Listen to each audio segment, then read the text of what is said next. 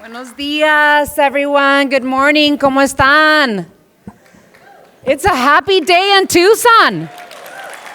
We just made history in welcoming 5 women to the council, the most we've ever had.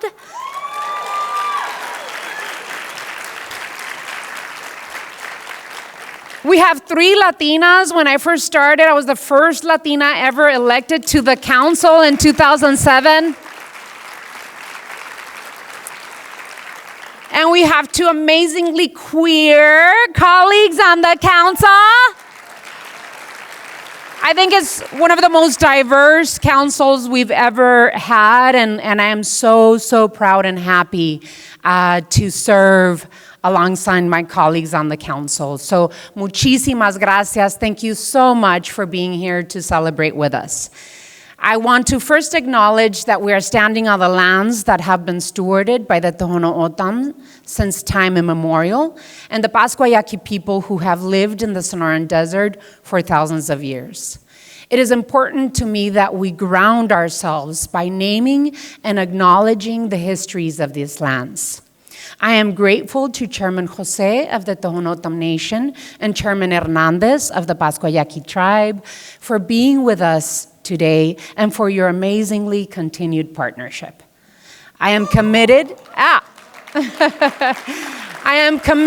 to the work we continue to do together to acknowledge the sovereignty of our indigenous relatives and our collaboration into the future. I want to thank my husband, Ruben Reyes, the first dude of Tucson, and my children, Emiliano and Luciana, and my entire family. Thank you to my colleagues, council members Lane Santa Cruz, Paul Cunningham, Kevin Dahl, Nikki Lee, Roque Perez, and Karen Ulick. I'd also like to offer a warm welcome to our new council members, Celina Barajas and Miranda Schubert.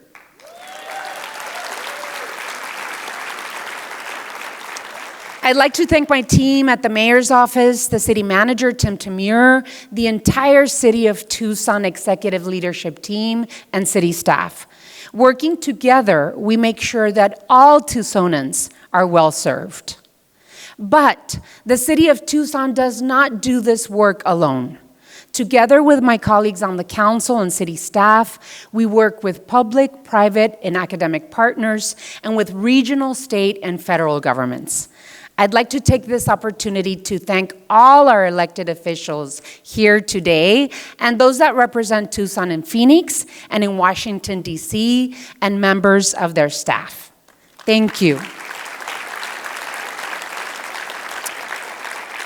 My vision for Tucson is of a safe, just, and sustainable city that provides economic opportunity for all Tucsonans. We have made significant progress over the past 6 years, but we still face tremendous challenges. An economy that too often works only for those at the top, a state legislature that ignores our public schools and increasingly takes the burden away from big corporations, placing it at the feet of cities, workers, and their families. And a president who is making life more unaffordable, working for working families by cutting access to healthcare, to SNAP benefits, to resources for housing, the very things that help people live healthy and good quality lives. But in Tucson, voters doubled down on progressive, forward-thinking policies. They doubled down on creating affordable housing and affordability for workers, on free and reliable transit and investments in mobility, on investment in climate resiliency and securing a safe, clean water supply, investments in our parks and neighborhoods, and low barrier shelter with wraparound services. These are all policies that mayor and council have been creating for the past 6 years. Tucson, yes, Tucson has a richness of talent, natural beauty, and heritage that makes us the unique place we call home. Only together can we continue to build a community that strengthens neighborhoods, combats climate change, invests in our students, improves our infrastructure, and builds a stronger, more resilient economy that benefits all of us. As your mayor, I continue to take bold action, changing the systems that have led to historic disinvestment and inequities that were decades in the making. Working alongside my colleagues on the council, our city manager, and our executive leadership team, community and jurisdictional partners, we have identified the gaps in services and are filling those gaps with concrete solutions that have never existed before in the city of Tucson.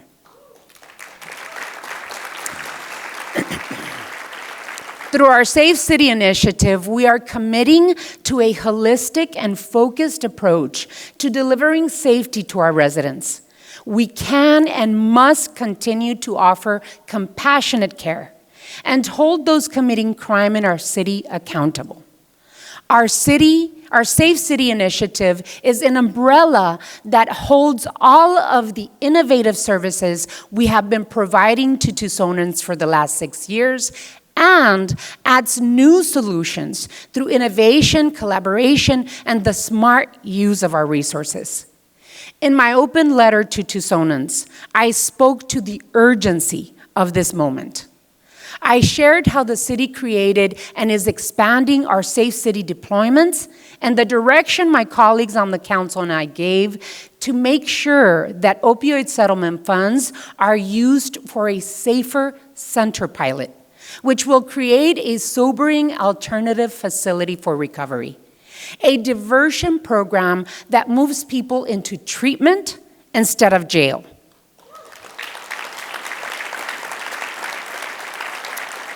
I also shared that we requested a transit safety and security plan we intend to put into action immediately. Mayor and council looks forward to our work with Pima County, South Tucson, and Marana to direct opioid settlement investments to fund real, tangible solutions for the public health crisis of fentanyl and opioid addiction on our streets. We need to use opioid settlement funds to create the detox and treatment services we need, because we all know incarceration is not the goal. Treatment and recovery is. We acknowledge that more work needs to be done. More treatment for mental and behavioral health, more treatment to help people fight drug addiction, and more focus on getting illegal guns off our streets. We will strengthen our focus on intervention and treatment and on addressing the root causes of generational poverty through enacting the policies in our Prosperity Initiative. We have expanded our housing navigation, our street outreach, care coordination, and crisis response teams. We've deepened our commitment to keeping our residents safe while preserving the dignity and rights of our unsheltered neighbors. We've invested in community safety, health, and wellness by hiring 4 amazing leaders. Brandy Champion as our program director, Allison Chappelle as our Housing First Program Director, Jason Hamilton as our Multi-Agency Resource Manager, and our newest addition and newest hire, Oscar Medina, our Violence Prevention and Intervention Manager. We've invested in responsive services like adding day trucks to our fire department, bringing video alternatives to jail, and more Safe City deployments, and expanded our community courts. We have the goal of adding 50 additional commissioned police officers within the next year alone. I want to thank all of our City Tucson employees, police officers, firefighters, care coordinators, outreach workers, Pima County employees, everyone who is helping to keep our city safe. They do amazing and incredible work.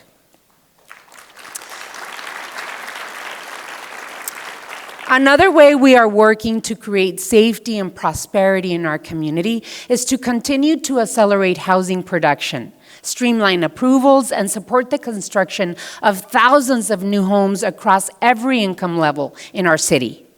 There are two main focal points as we work to build affordability in Tucson: more accessible, affordable housing, and more economic opportunity and workforce training, especially for our working families and young people here in Tucson.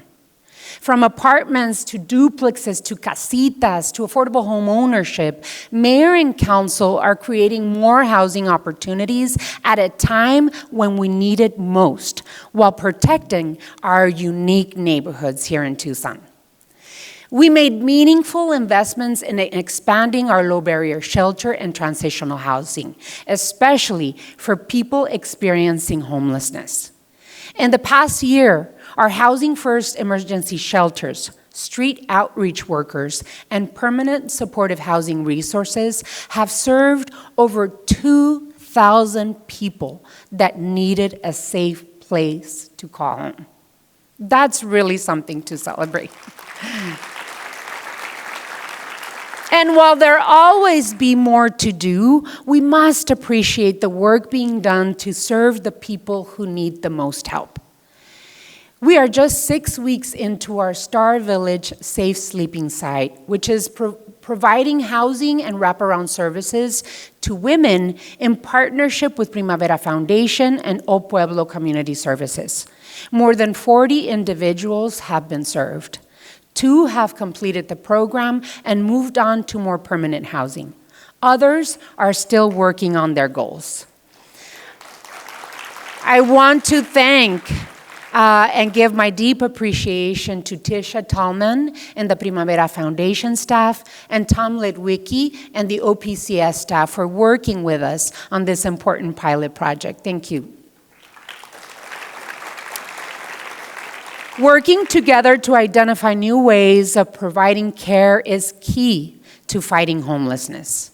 I want to appreciate all of the nonprofits, community groups, food providers, and jurisdictions that are helping to create the social safety net for our most vulnerable Tucsonans.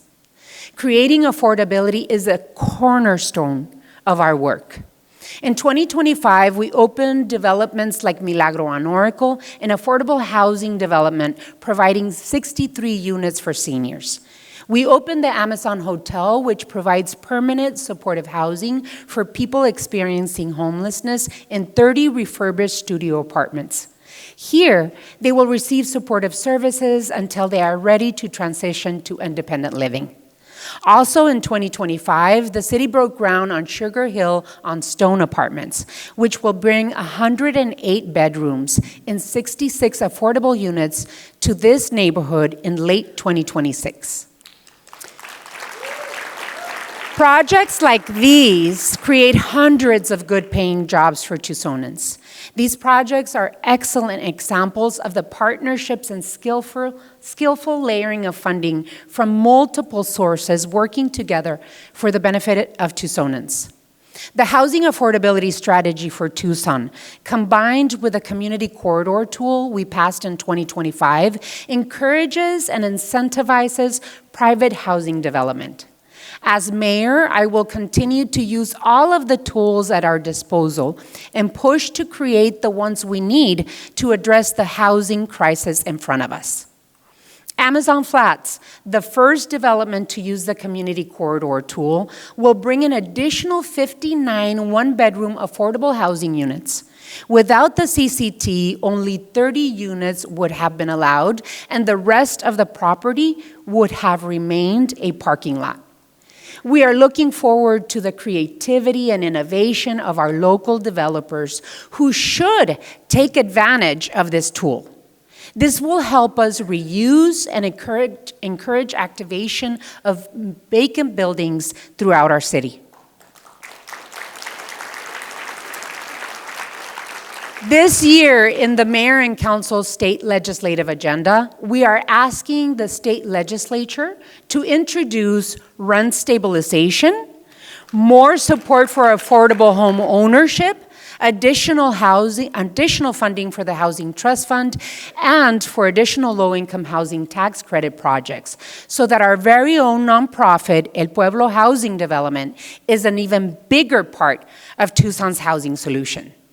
We are creating an additional 1,200 units of housing through our development arm, which I'm so excited about.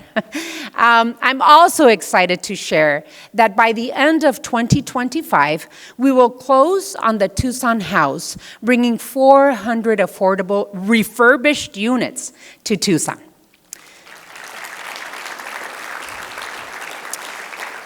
This project is a mix of low-income housing tax credits, gap funding from Pima County, city and historical tax credits, and $30 million from the Federal Choice Neighborhood Grant we competed for successfully in 2023.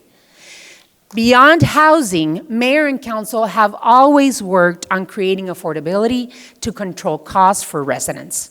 We have helped low-income families pay for our water utilities and stopped water shutoffs when necessary. We work to bring direct funding to stabilize the cost of electricity for low-income households with our solar panel installation program. Transit continues to be free, which saves the average family 30% of monthly expenses on transportation. Our transit system continues to fuel our local economy with ridership on the streetcar and our buses at all-time highs.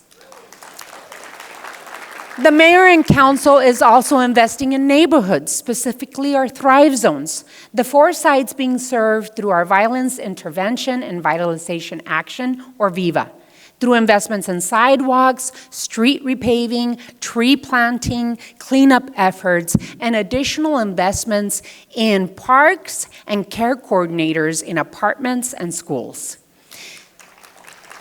These types of investments in our neighborhoods create safety, opportunity, and affordability. Today in Tucson, we are feeling the very real impacts of federal policies.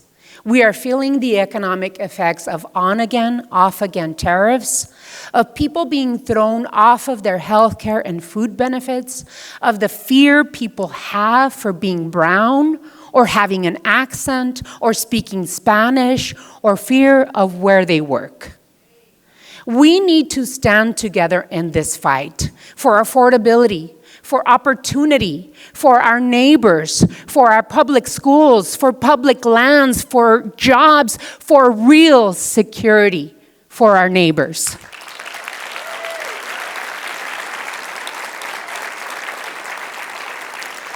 I want to be very clear. I will never stop fighting for the rights, the dignity, the safety of everyone in our community.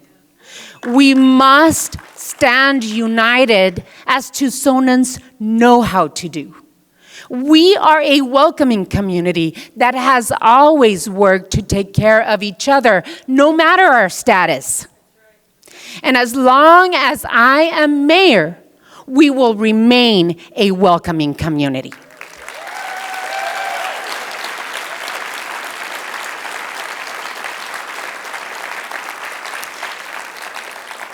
Creating good-paying jobs and building a strong economy is central to a safe, healthy, and resilient city. That is why we have strengthened our small businesses and supported entrepreneurs, the heartbeat of Tucson's economy, through grants, technical assistance, and partnerships that help our local entrepreneurs compete, grow, and succeed. In 2025, our small business navigators provided approximately 350 hours of technical assistance to local small businesses, conducted 2,000 hours of training and counseling, and business accelerator programs resulting in approximately $3 million in capital expansion for locally owned and operated businesses. We are thrilled that in 2025, the Tucson Small Business Center opened and is serving local businesses every single day. This important collaboration between the City of Tucson, Groundswell Capital, and the Tucson Industrial Development Authority is bringing needed support to business owners in these difficult economic times. This past year, we kicked off the Boots to Business Reboot, which offers entrepreneurship training to veterans and their spouses. Right here in Tucson, we know supporting our veterans and their transition out of the military is good for all of us and supports our local economy.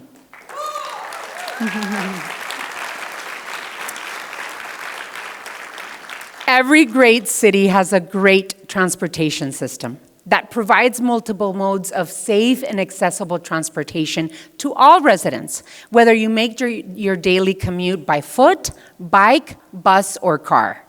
That is why I believe that the RTA Next is an important step in transportation funding. We need to continue investing in ourselves and in our future. Passing the RTA Next in March is crucial to the possibility of keeping a safe, free public transit system and lowering response times for our first responders, as well as increasing road safety. Significant improvements were made to the original RTA Next plan through community input and advocacy by this mayor and council. We requested additional citizen oversight and added language to make sure the contractors we work with are responsible and provide proper classification and a safe work environment for our workers. We added funds for pavement preservation, $140 million for arterial and collector roads, $40 million for the operation of our streetcar, $51 million in transit safety and security, and $726 million to transit regionally. It also includes funding for Tucson's Bus Rapid Transit, which is a high-capacity next step to our transit infrastructure. Bus rapid transit systems are cost-effective, sustainable, and take advantage of existing road infrastructure while bringing similar economic benefits as the streetcar. In its first 10 years, the Sunlink streetcar has proven its economic benefit to Tucson. Despite the fears people had initially about housing costs or local business displacement, over the past 10 years, the 3.9-mile route has served more than 10 million riders, created over 1,200 construction jobs. It added the development of more than 1,500 new housing units, the opening of more than 50 new local restaurants and small businesses, and more than $4 billion in private investment. I have always believed that investing in infrastructure and public infrastructure, it leverages private investment. Through Norte Sur, we are planning affordable housing ahead of the Bus Rapid Transit selected route. Voter-approved Proposition 411 is delivering tangible results to Tucson neighborhoods across every ward in our city. So far, 109 neighborhood projects have been completed, with 373 miles of roads completed. That means 27% of the Proposition 411 investments are complete, and another 931 miles are being planned. As Tucsonans, we need to say yes to investing in ourselves. And I believe that the RTA Next is a good investment for Tucson. RTA Next will create approximately 50,000 new jobs and generate over $11.9 billion in economic benefits in our region. And speaking of economic impact that is uniquely ours, Tucson's creative economy contributes over $8.4 billion locally, which includes about $431 million in cultural tourism and the creation of over 52,000 jobs.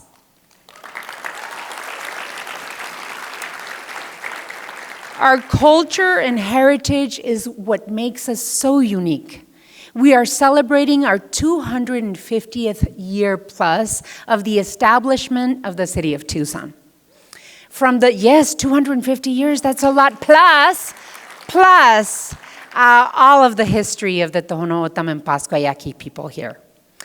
From the stories and stewardship of the Tohono O'odham and the Pascua Yaqui people to the historic barrios and the beautiful Sonoran Desert that define our identity, to our arts and music community, amazing murals, delicious food, festivals that attract our residents and visitors, from mariachi lovers to cyclists, to people enjoying our astral trails, to writers and readers of books.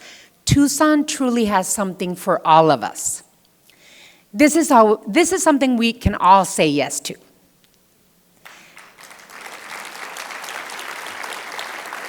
This year, I was invited to participate in the Bloomberg Harvard City Leadership Initiative.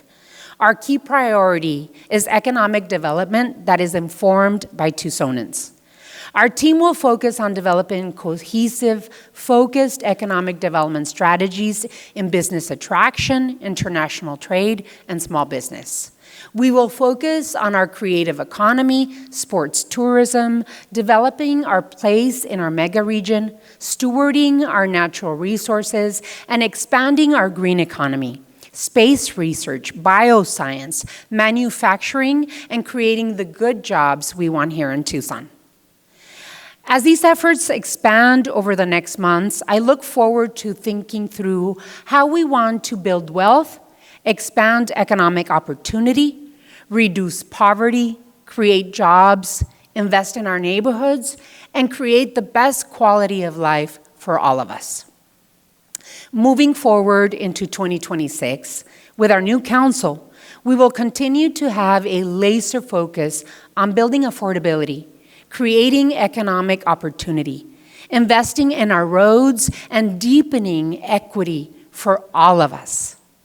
We need to continue to lock arms, move forward together, invest in ourselves, and have the necessary conversations about how we do so when we don't have the support of the federal government or our state legislature.